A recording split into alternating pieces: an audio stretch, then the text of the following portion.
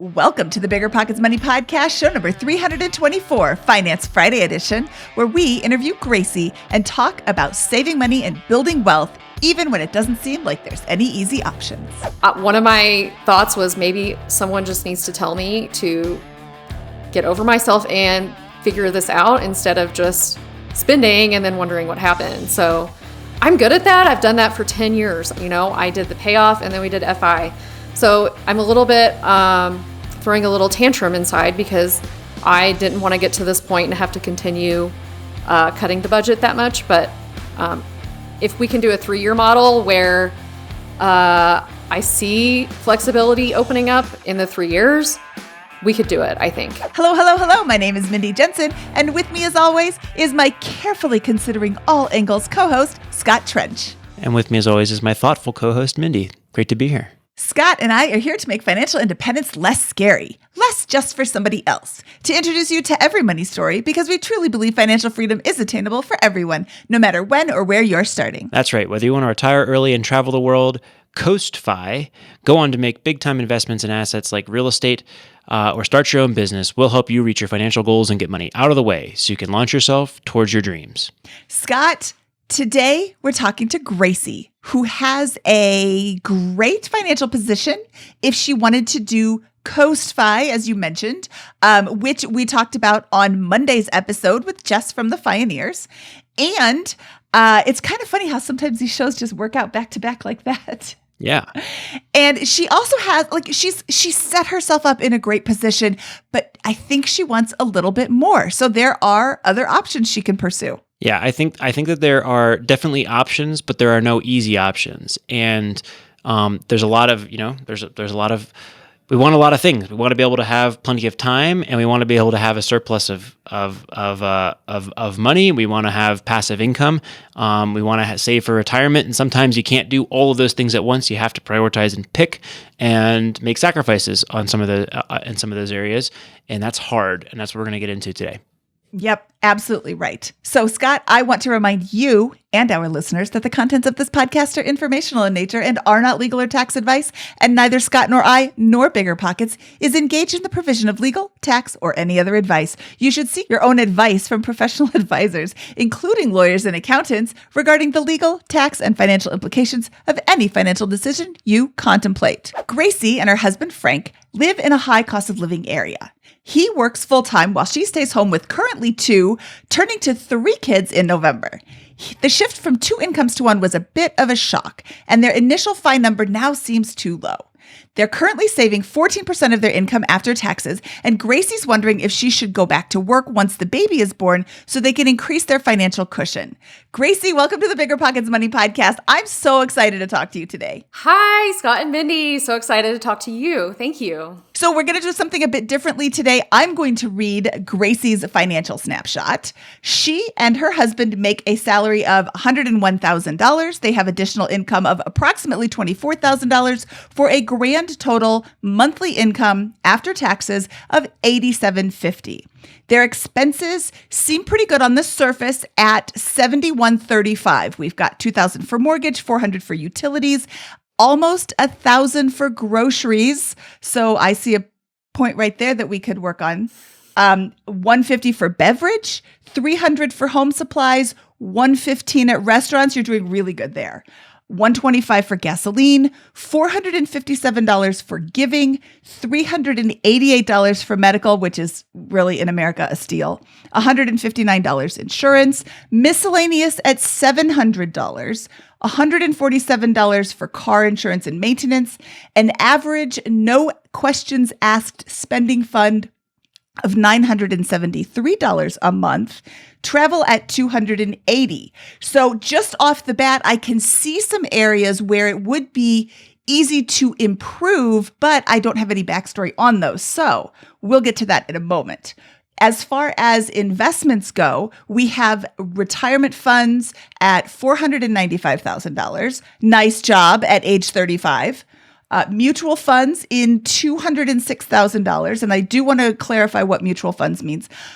Other in $16,000. That makes me cringe and think maybe crypto. Cash at $23,000. No. Oh, thank you. Home equity of $210,000 for a grand total of $950,000. So with our debts at nothing except for a home mortgage, 2.75% interest rate, $490,000. All in all, I see this and I think you're doing really good at age 35. I mean, you're doing really good anywhere. Americans start saving money. So this is a great picture of your financial situation. Let's look at how you grew up with your finances. Okay. So it will be helpful to go back just a little bit. So starting out, my family had very little money. And the money we did have, we didn't do very well with. I started working at the age of 15 and I've worked every year of my life. I spent every dollar of that and quickly racked up $60K in debt by the age of 24. And that did include about 30 grand in student loans, even though I started out college with a full ride. But they don't give you a full ride back when you drop out of school and go back later. So anyways, in 2011, I did find Dave Ramsey, thankfully, and was halfway through my college degree and actually started just paying off my debt and cash flowing the rest of my education.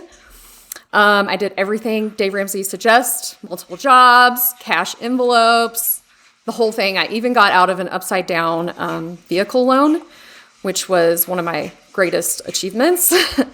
Around 2 years into that, and my original estimate was that would take 4 years. So about halfway into my process of paying off debt and finishing school, I met my husband, Frank. And he also came from a family without a ton of money. However, they were great with money. They were frugal and good savers. So we have a little bit of difference there. He had no debt other than a mortgage when we met and assets, like non-home assets. So it was great. His family only paid for half of his college and he paid the rest with summer jobs. So he was doing well and he was okay with my situation just because I was cleaning up my mess. So it was great. 2014, we get married. We finished paying off our debt. And I guess we were looking up what to do when you hate your job because we started making plans to do a mini retirement. I believe I was listening to Tim Ferriss a lot. And I do recall finding, I don't know how, but I read the Early Retirement Extreme book. I actually read that book. I loved it. But anyways, I haven't read it in quite a few years. So anyways, we did that. We started our mini retirement with a plan of 1 year of travel around the US and South America. That lasted 5 months. And this was in 2015? Yes, we started that trip in 2015. But we ended up moving to where we live now, which is a pretty high cost of living area. Not the highest, but pretty up there considering where we both moved from originally. And what state is that? Colorado. Ah. So we moved here. We still continued hating our jobs. And that is when we discovered the infamous Mr. Money Mustache.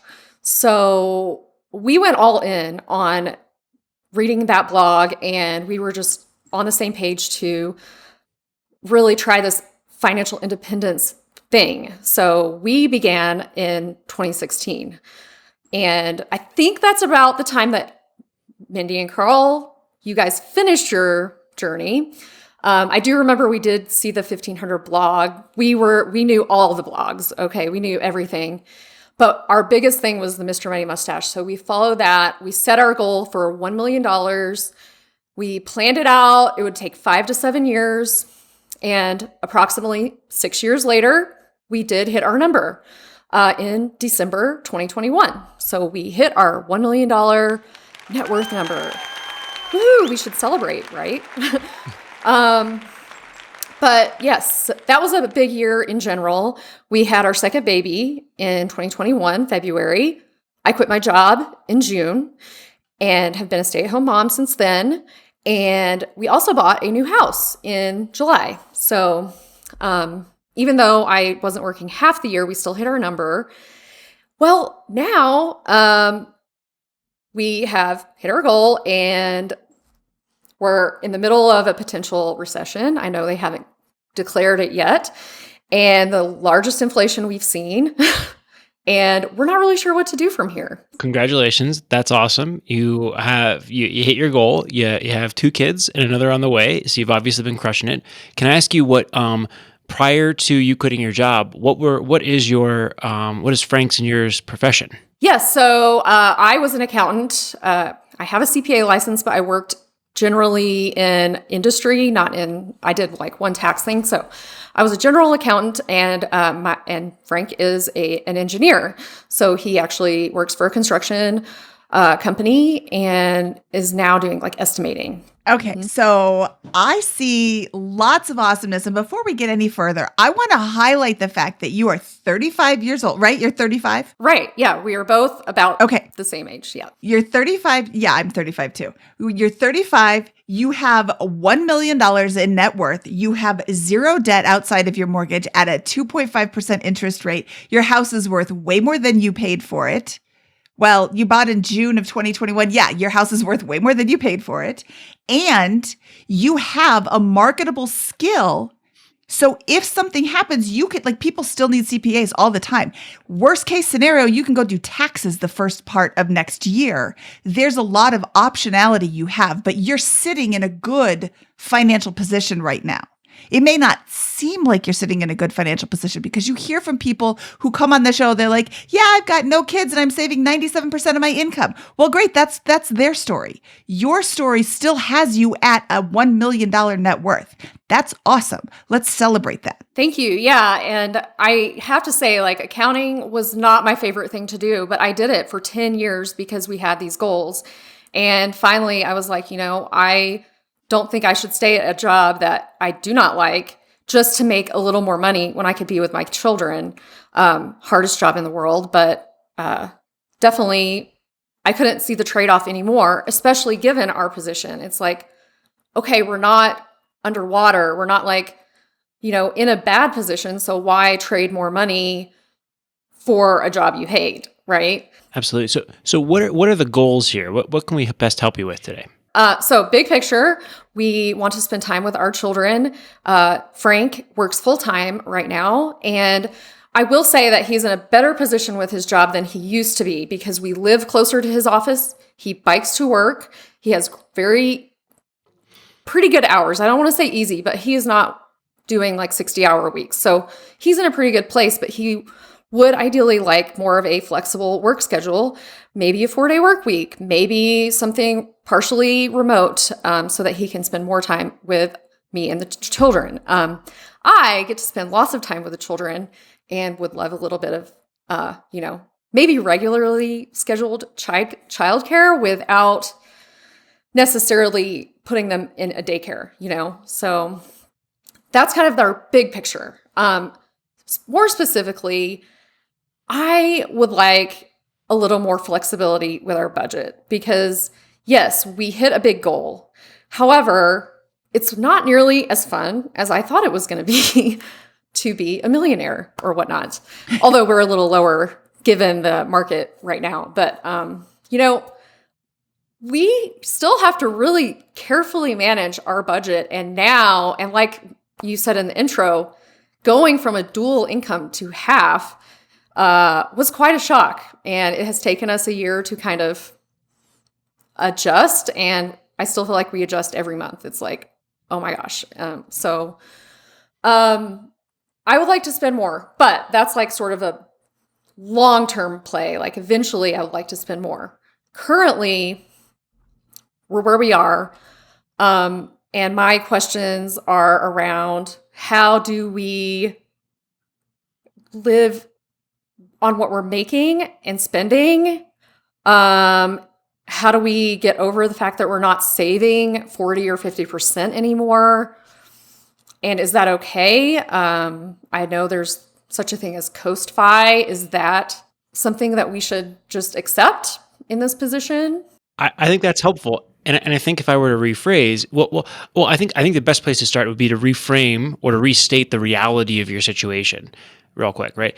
You are a millionaire or very close. However, almost all of that wealth is in your home equity or in your retirement accounts, with the exception of it sounds like 200 grand in mutual funds at this point. So this wealth is not generating any material cash flow for your situation. Certainly not more than 10% of monthly spending in a reliable way. Is that right? That's right. Yes. And can I just add on to that? In our current spending or saving, it's kind of a weird way to look at it, but in order to get our employer match, we put a certain amount in to the 401k. So we have, as part of our saving, a big chunk going to a 401k and our, of course, home principal going into our mortgage payment. So that makes up our savings, which puts us a little upside down. So if you look at the cash flow, we're actually sort of funding the savings from our currently liquid funds, which is around 200 right now. So it's almost like we're going even further into that middle class trap, I guess you would call it, where all of your money is sort of locked away until traditional retirement. So perfect. I think it's a great way to state the problem. Let's go back to income real quick. You said you have a salary of Frank makes $101,000 and you have additional income of $24,000. Could you is there any more nuance to those two numbers? Any bonuses, for example? What is that additional income? Yes. So you mentioned the salary of 101, and that's for just the current year. And then they give you a medical bonus of $1,000. We discovered we have oil royalties at our current property, which was really amazing. So that's estimated at about $4,000 per year, and then a bonus of 15 and a 401k match of 4. Okay, so the 24 is going to be this oil royalty. Never heard of that. That's awesome. Bonus and then 401k match. That's right. Yeah. What I'm trying to understand as well here is we got $87.50 coming in per month after tax. So you're funding your retirement accounts and having all that stuff. And we have spending of $7,100 per month. Are you saying, is that accurate, or is the reality coming out differently and its spending is more or less matching or even sometimes exceeding the cash inflow from your wage income? Well, that's a great question. I could admit that this budget is a little bit more what we would like it to be versus what it is.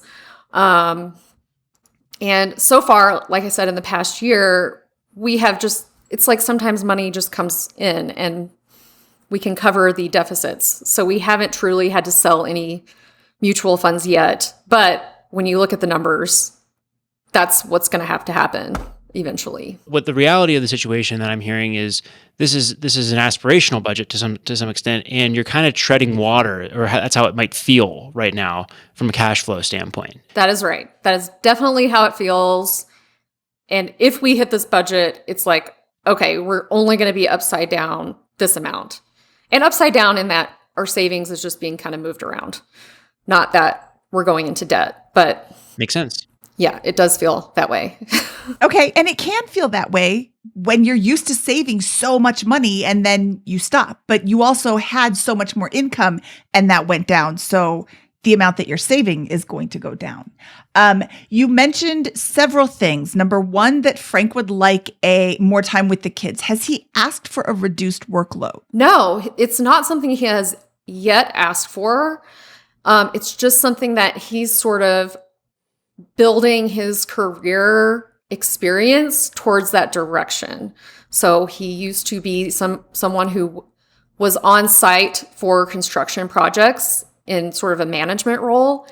That is not something you can do part-time or remotely. So he actually shifted into a role where he could eventually dial it back more. So he has done that, but he's just trying to build his experience right now. But has he asked for it? No, not yet. One of the things that Carl did when he was getting ready to retire, he wasn't mentally able to wrap his mind around retiring. How can I just leave this? Like, it's a big step. So he went from full-time to part-time. He asked his boss, can I work 3 days a week? And his boss said, yeah, I don't care. but he built it up as this like huge thing that was going to be this big conversation, and he was like prepared for his boss to say no. And then his boss was like, yeah, I don't care. So perhaps Frank could work it such that he could do 4 10-hour days. He's still getting all of the time in, because really, what's an 8-hour day versus a 10-hour day? You're already there at work. It's an extra hour on either side. Or, 4 10s, 4 9s, and then he does, a half day on Friday. Or, something like that. If he could propose several different structures to his boss, maybe his boss would say, hey, that's awesome. And if Frank's been there for a month and a half, that timing's not good.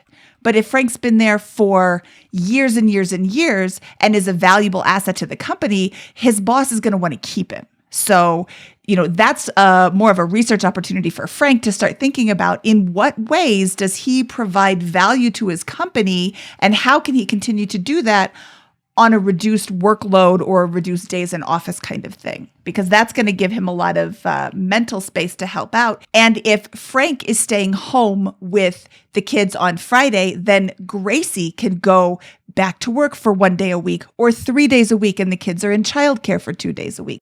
You've got another 6 years until baby 3 is in kindergarten, because baby 3 is a November baby. That's baby 3 starting kindergarten late.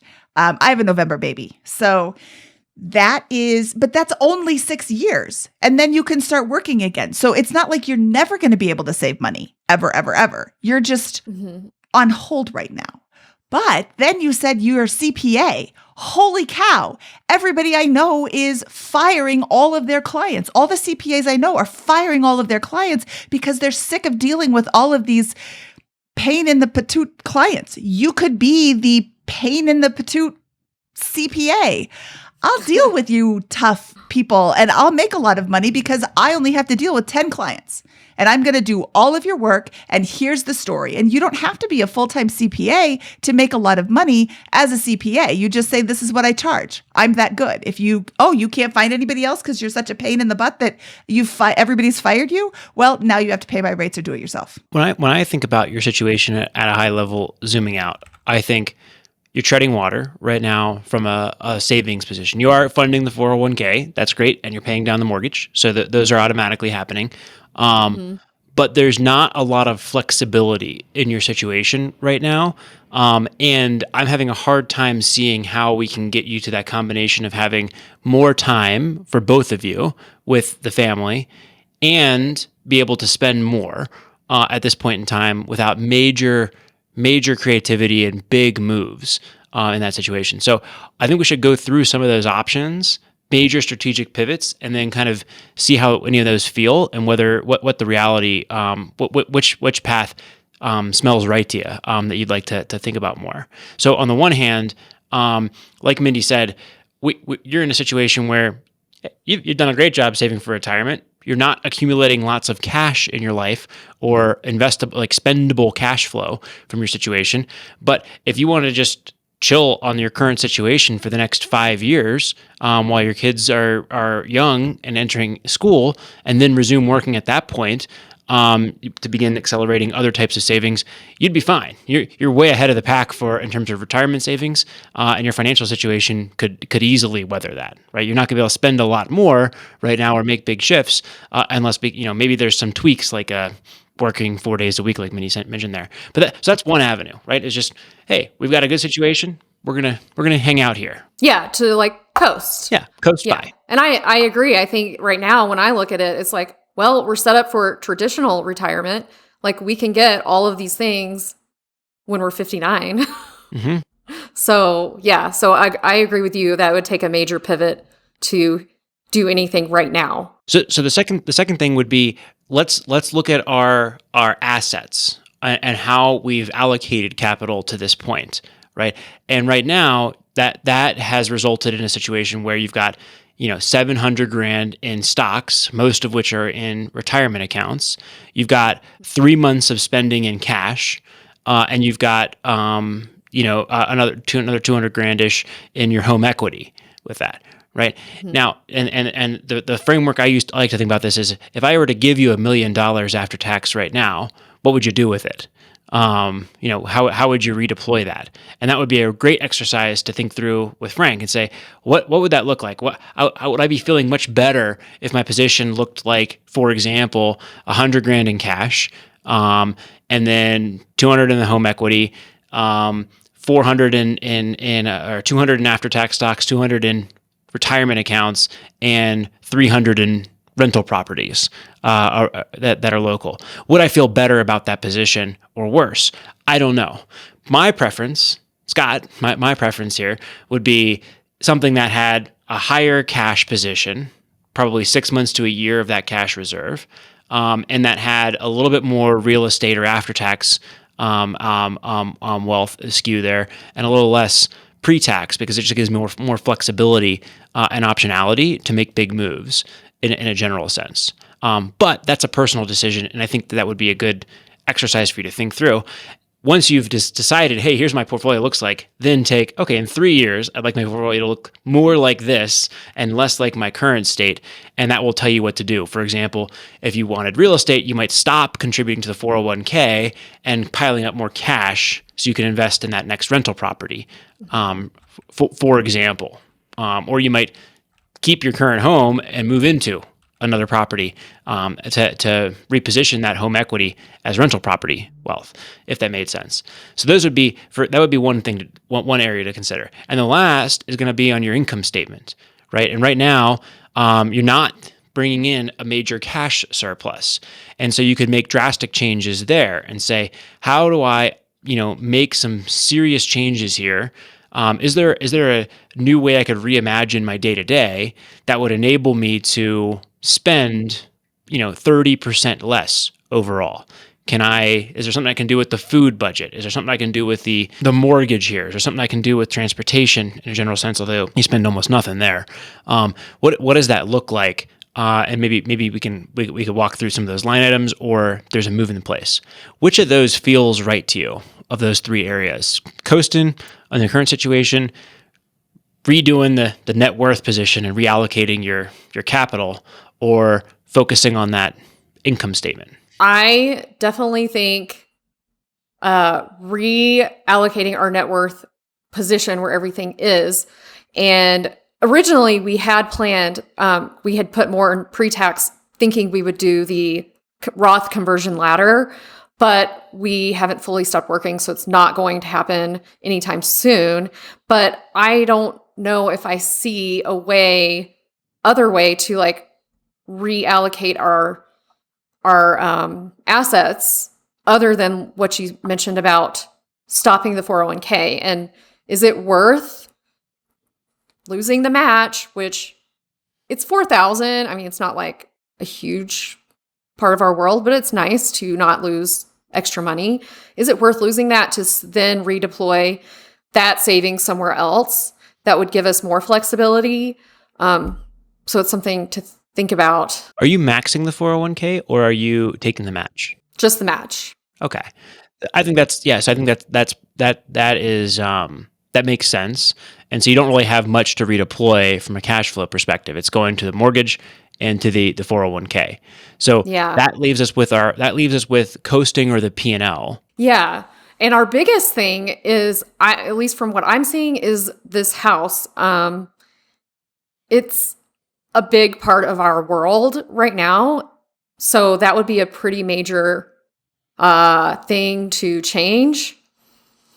So I don't know if that would be worth it, just to give us more flexibility. I mean, and just to be clear, Frank loves the house. He loves the setup. It's close to his work. He has no issues with any of this. So it's more of me trying to find flexibility in our spending and in our where we're going. I know if I called Dave Ramsey, he would be like, sell the house. It's way too much of your world, budget-wise. So knowing the Front Range market like I do, where are you going to go? It's a great question. And actually, we were planning to move. So we come from different states. Neither of our families live in Colorado. So we had actually thought we would move closer to family and ended up staying. So there is still the idea that we could move close to family. One of us has family in a lower cost of living state. One of us does not.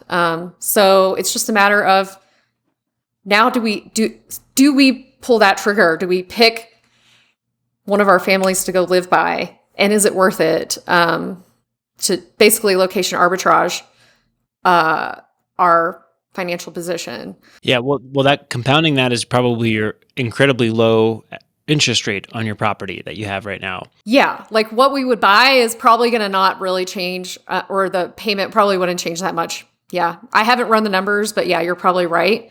Even in a lower cost of living, I don't know how much lower of a payment we could get at this point, unless we just pay cash for a house. Yeah, I don't know if that would give us the flexibility we're looking for. But in a lower cost of living area, what sort of income can you make?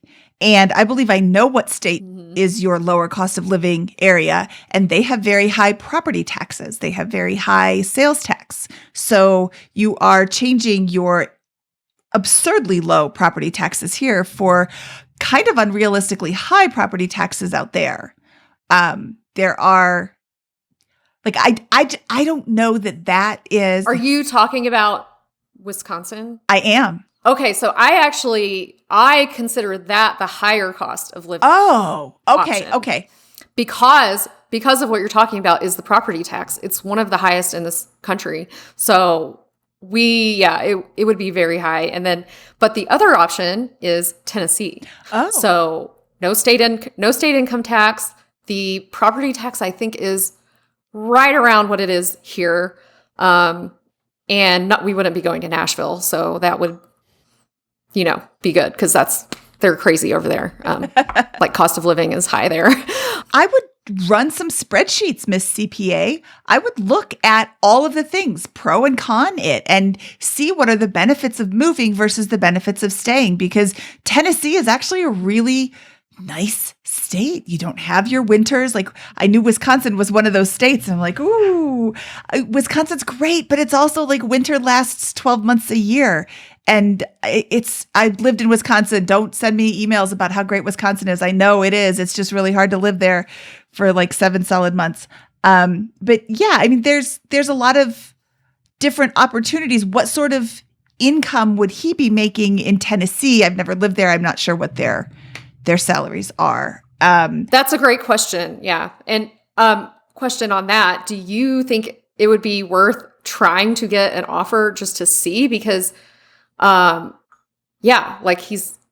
has never looked. So how do we know? How do you know what you're going to make there? I think it would certainly be worth a couple of hours of searches on Indeed.com to look up, what are salaries in Tennessee for whatever his job is. I can't remember what his job is. But, if he's making 101 here and he can make 30 there, that's a real easy answer.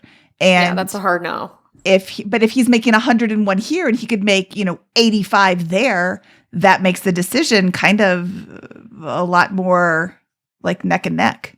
And then you've got family there, which is really valuable. That's time away that you can, get a breather. Another big part of our budget, speaking of, do we cut our, expenses somehow? A big part of that is travel back to see our families. Like, that travel budget is not, ooh, let's go to the beach and rent a hotel and all this. No, we go stay with our families, and it's basically just airplane rides to get back to both of our families. So that would be another win if we did that. But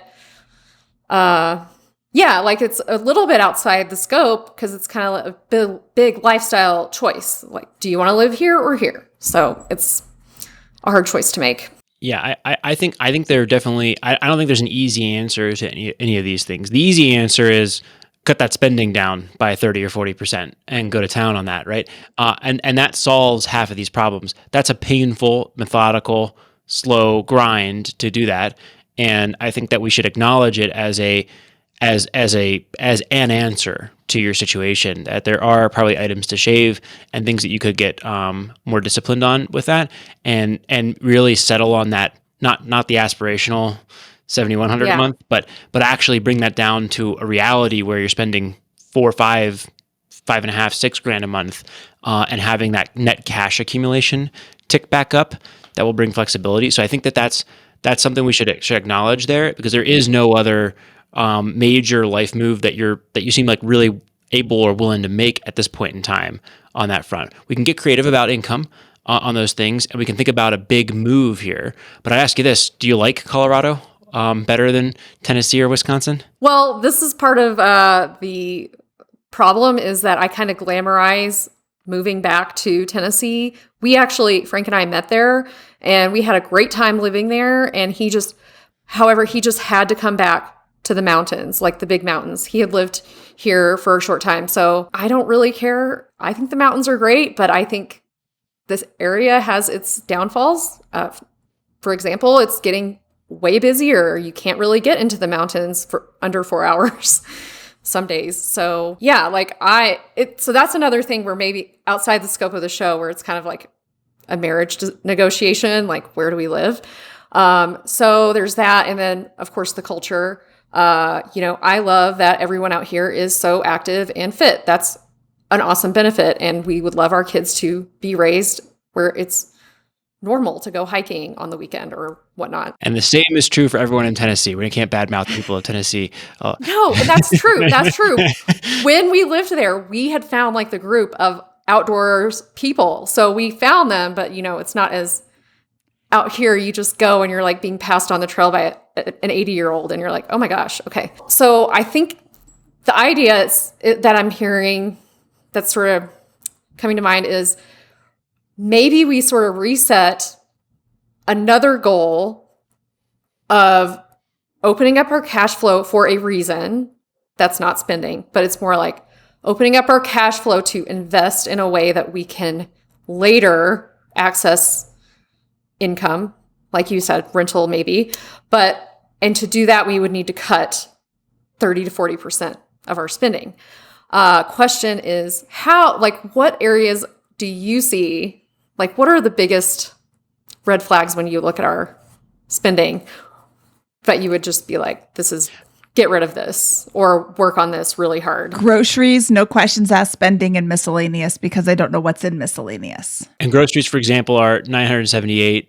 Miscellaneous is $700, and no questions asked is $973 a month. Yes. Just for folks who weren't. So that is $2,700 right there. That's a third of your budget. I'm making that up. I didn't do the math, but that's a third of your budget in 3 categories. Groceries is going to be high. It's going to be, and I'm struggling. Everybody's aware that I am tracking my spending publicly at BiggerPockets.com/Mindy's budget. You can see that I am blowing my grocery budget every single month. I am hardly the right person to talk about this, but I'm really trying to get my grocery spending under, and my kids are 15 and 12 and they eat like linebackers after a game. So I do think you can get your grocery budget down. Scott, Daphne eats more than you. They're just Hoovers. Nice. But I do think you can get your grocery budget down. I'm wondering if you do anything like grocery planning, meal planning, or I do. Yeah. And like, where is that $1,000 going? Is it all organic stuff? Is it like grass-fed Kobe beef? And like, is there a reason behind it? Because sometimes people are like, I spent $1,000 and it's very regimented and it's just, meal, like food allergies and things like that. And some people are like, I just spend it because I have no idea where it's going. Yeah. And I think we're neither of those. I actually have, starting in December last year, we spent $2,000. Oh, well, that's great. You've done huge improvements. Well, I was like, we can't do that. So I started tracking it very detailed. I won't bore you with that, but I know exactly what we're spending it on. I do meal plan every week, and we don't eat out. So we are eating a lot home. And I will say we have a 3-year-old and 18-month-old. And gosh, I feel like we throw away so much stuff because they don't eat what I give them. But I don't think that's killing us. Diapers aren't killing us. So even though I know where it's all going, it's like I feel out of control with it still. And every time I buy groceries, I feel like shocked and I definitely don't know what to do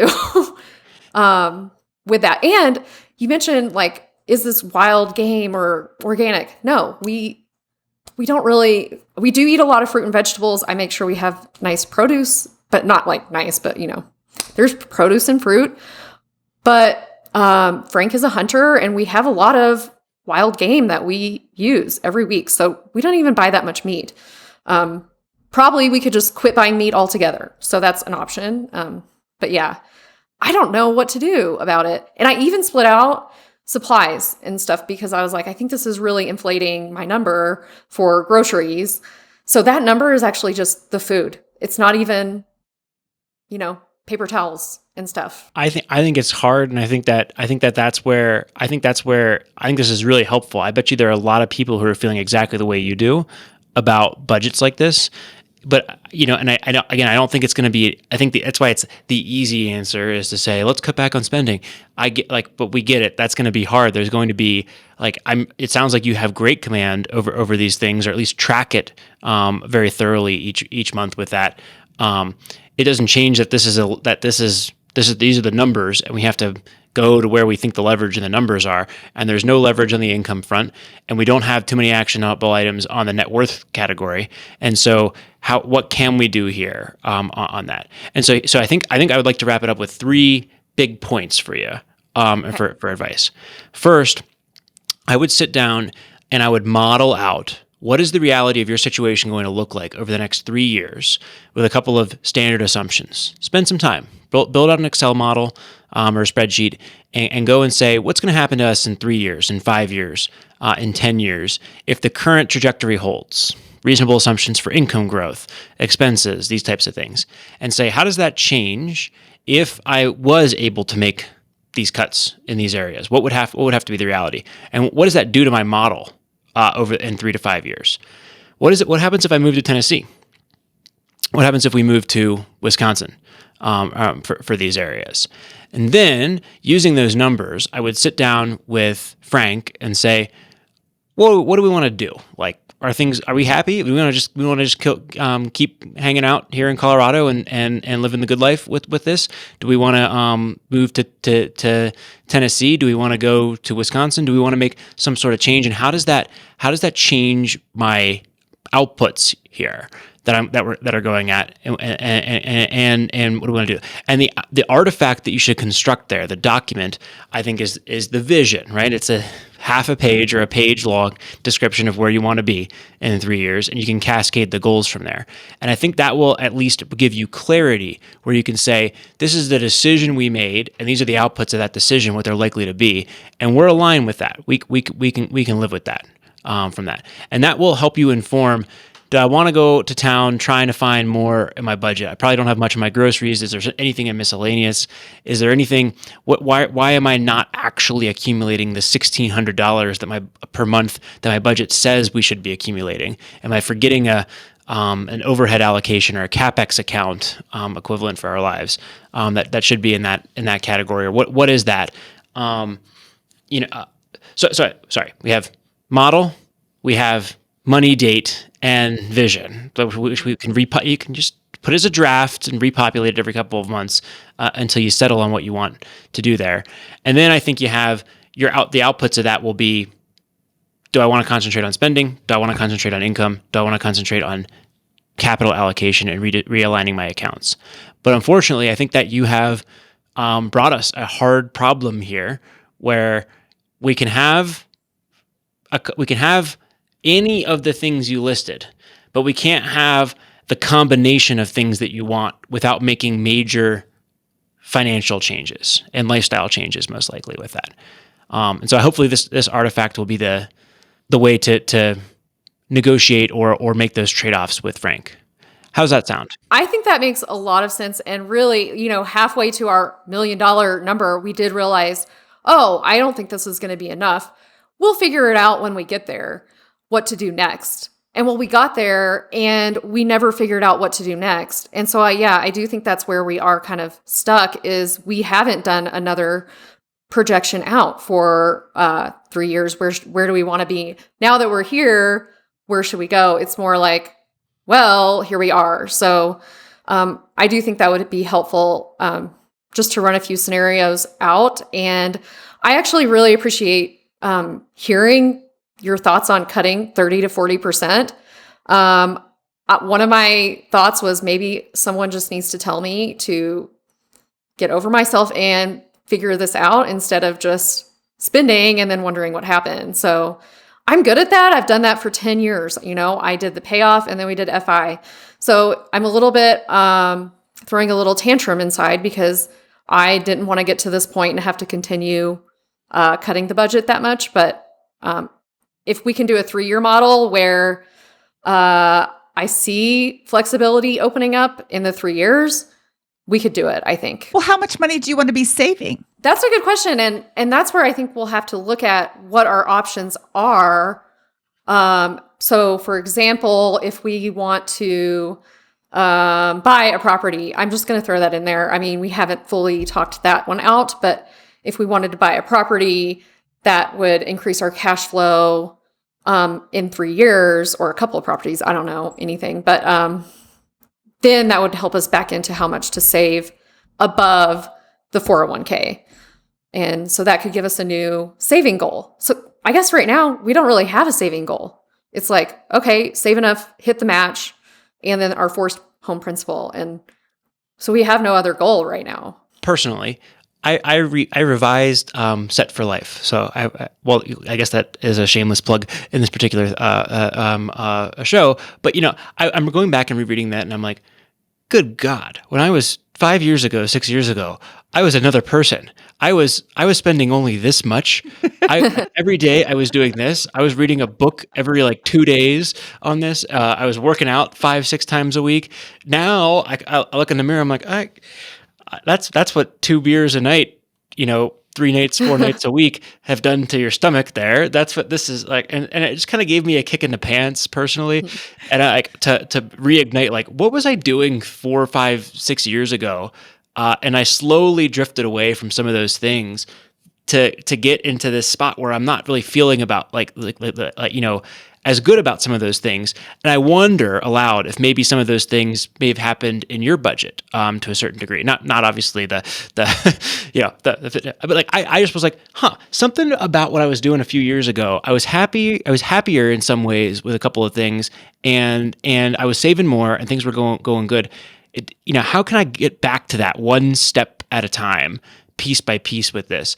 And so that was my goal. And so for the last 6 months, I've done it. I've gotten back into that. I'm not a Scott, 24-year-old Scott, that's for sure. But I'm definitely, doing a little better than I was this time last year during the pandemic, when I really let a lot of my best practices about how I run my life go out. And perhaps some of that is happening to you. I don't know, but perhaps that's helpful.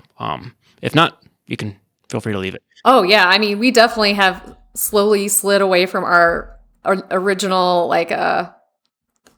discipline around spending big time. So, there's a lot of work we could do there. And that made me unhappy to realize that. And I'm much happier now that I'm never going to get back to the $3,000 a month or whatever crazy low number I was spending at that point in time. But I'm definitely getting back into shape in a number of ways right now. And it feels good. And it's a process. And it's definitely, you can give yourself permission and wax and wane over those things. But perhaps after you set that vision, you can be like, you know what, this next year, we're going to continue getting, every month a little better here and getting this thing back into the shape that I was in 4 or 5 years ago, which is what got us to this millionaire status in the first place. So perhaps that's one bit of motivation that could be helpful. Yes, thank you. No, love it. And I'm going to throw back out there the tracking your spending, because when you're not consciously tracking every single expense, it is so easy for $20 here and $50 there and $7 there and $90 there. And all of a sudden you're like, why am I not able to save any money? Where is all of this money going? And then looking backwards is one thing. You can see, oh, wow, that was a big $250 expense at IKEA that I really didn't need.